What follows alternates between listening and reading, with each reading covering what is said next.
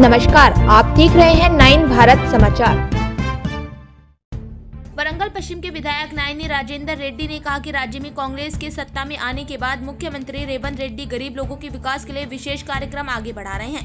वरंगल पश्चिम निर्वाचन क्षेत्र के 11.29 डिवीजनों में इंदिरा माइंस के लाभार्थियों को कार्यवाही दस्तावेजों का वितरण शहर के मणिदीपा गार्डन में किया गया। कार्यक्रम में पश्चिम विधायक नायनी राजेंद्र रेड्डी, 11 डिवीजन पार्षद देवरकोंडा विजय लक्ष्मी सुरेंद्र, कांग्रेस पार्टी के नेता औरुगति पूर्णचंदर, संव्या सुकुमार, सतीश, नगर निगम उपायुक्त प्रसूना रानी और अन्य स्टाफ सदस्यों ने भाग लिया। इस अवसर पर विधायक नायनी राजेंद्र रेड्डी ने कहा कि राज्य में कांग्रेस की सत्ता में आने के बाद राज्य के मुख्यमंत्री रेवंत रेड्डी गरीब लोगों के विकास के लिए विशेष पहल कर रहे हैं और आगे बढ़ रहे हैं।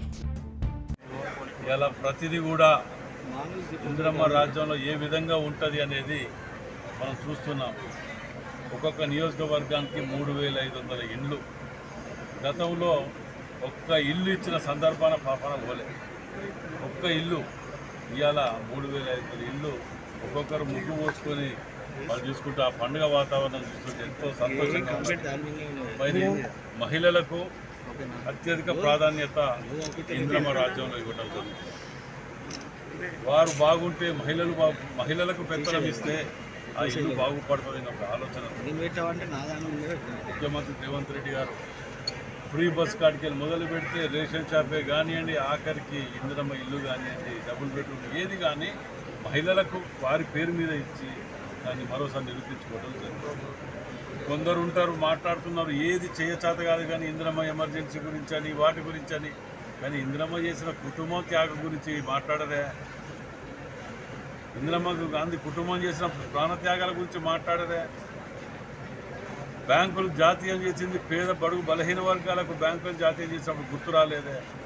సీలింగ్ అర్బన్ ల్యాండ్ సీలింగ్ పెట్టినప్పుడు గుర్తు రాలేదే।